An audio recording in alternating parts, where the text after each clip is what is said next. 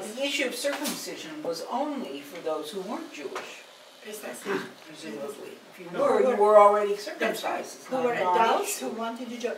Now you see, now the question is how many Jews were in that category? Of course, we have no clue, we can't use any numbers.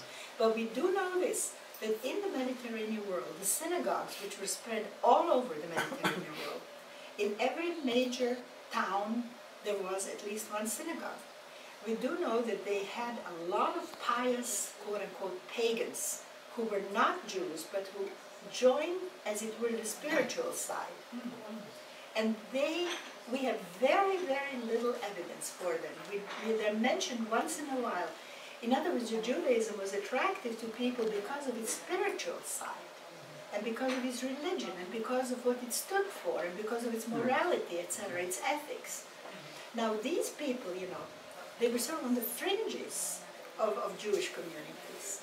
We wish we knew more about them. But, you know, they would hardly have submitted to circumcision. Even though they are the ones that join eventually the Christian. Exactly right. Many of them, yes, yes.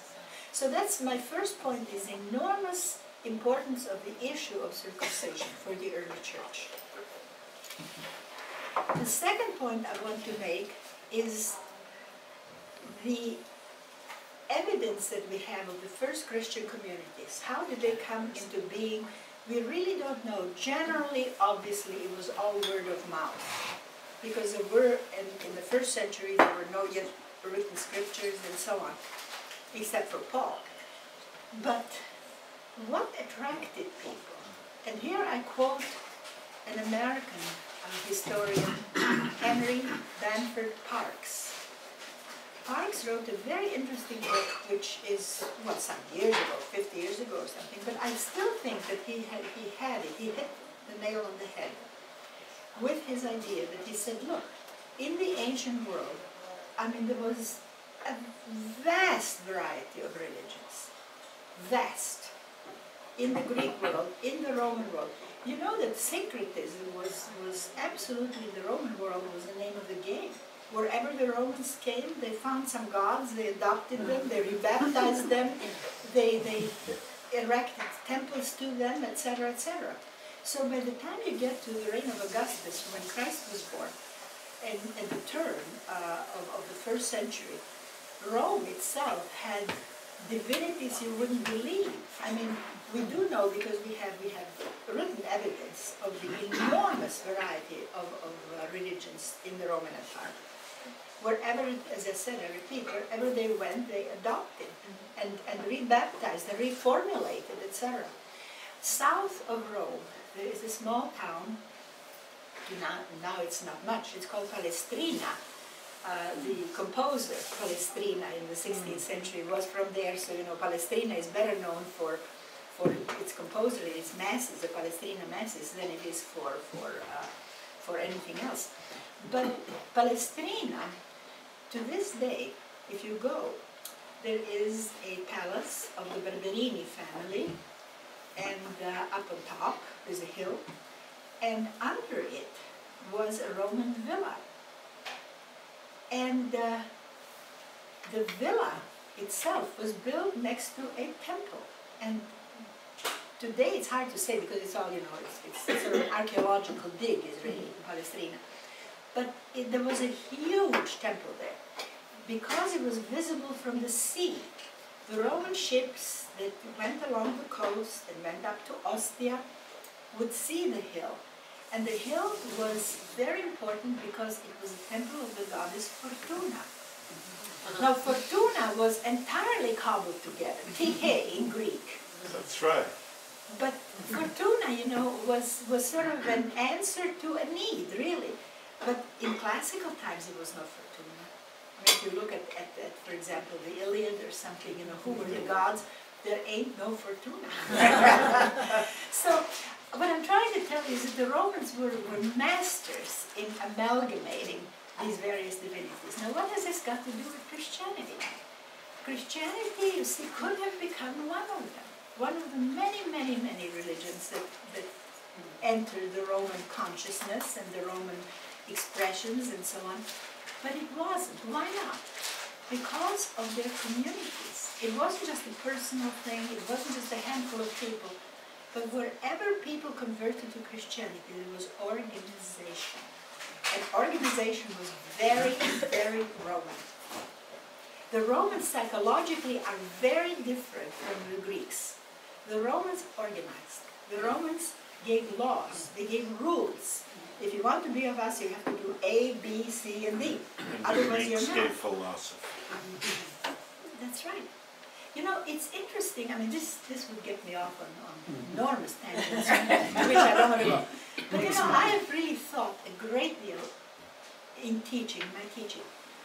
Why is there this deep, deep difference between the way of thinking of the Greeks, the ancient Greeks, and the Romans? And here they were in this small world, basically cheek by jowl. But they're totally different. Totally different in their outlook, in their just what they represent as a culture.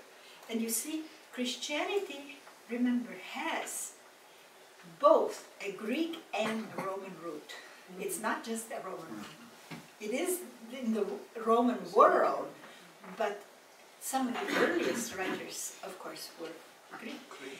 The liturgy, the Mass, was celebrated in Rome for 3 centuries only in the Greek language. In Rome, because there was a feeling that that language can express the spiritual side much better than the Latin. You know, Latin, those of us who learn Latin is sort of down to earth. I mean, you say what is, not what might be or what has been or what possibly will be, but you know, the whole Roman way of thinking is very, very practical. And that's their strength and their weakness. They have not produced great philosophers.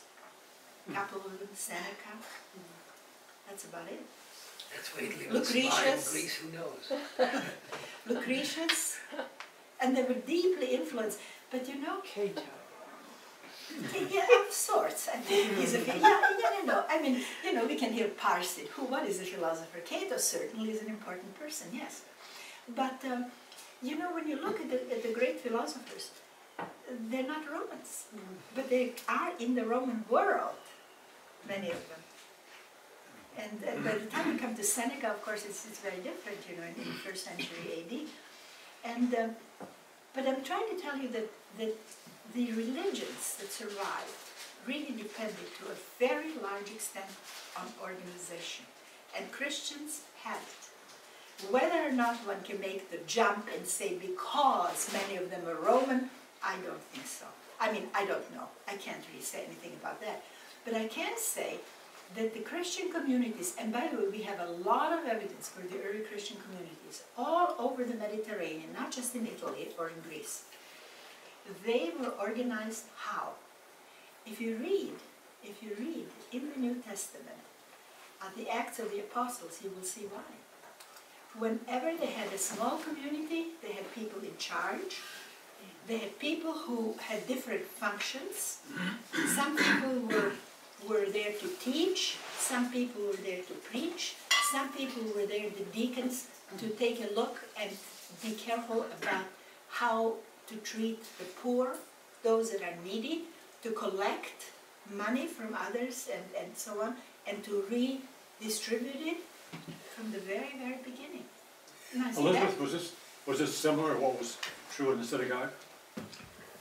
There weren't around No, synagogues I don't think so. I don't think so. See, there's another problem here, which you have in Judaism. Some of you know this much better than I do. But I've done a lot of Greek and Roman stuff, but not a lot of Hebrew stuff, I have to confess. I don't know Hebrew. I do know Greek and Latin. But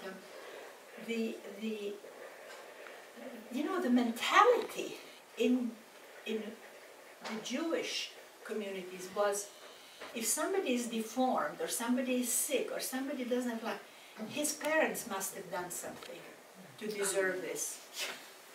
Well, you know that. You know that. No, I don't know that, actually. Oh, yes. But also But I the have a Jewish... question. They did believe that. The synagogues, you know, before the destruction of the Second Temple, Yeah. the synagogues played a lesser role in Judaism than they came to play later. Exactly. And the synagogues were sort of proto-synagogues, Exactly. proto-communities, because there was still a focus on the temple. Yeah. which was. Which Christianity didn't have. Which Christianity didn't have, and then No. the Jews didn't have after a while either. Yeah. They had But they what didn't have it originally. In Christ's time they had it. Yes, then they had That's it. right. But this- also the Christian community did more outreach and proselytizing, while the Jewish community was so closed into it That's right. themselves that they did not They were proselytize. never a proselyte. So that's why the other people, that's why, again, the word pagans would join the Christian community, because got help from the Yeah, Christian community. It may, in some cases, have been purely, something which had nothing to do with religion, but with profit. Yeah. But I think there were periods of history where the Jews did proselytize, and they may have proselytized at that time, but certainly they didn't reach out geographically as far as the Christians. Exactly. I was wondering if it was the healings that were helping to spread it. Could very well be. But you see, by the time some of this was written down, remember that the first image of Christ was the healer. And the second element is a prophet. And then comes the third and biggest jump, to which I will come in a moment, and that is Christ, the Son of God. God, co-equal with God, which to a Jew was appalling. The idea of having somebody who says, I am blood of your blood, so to speak, and heart of your heart. There is only one God, only one God. There is no other creature who is on the same level. And that, you see, was really, I think, the wedge between Christianity Now, and Judaism. the one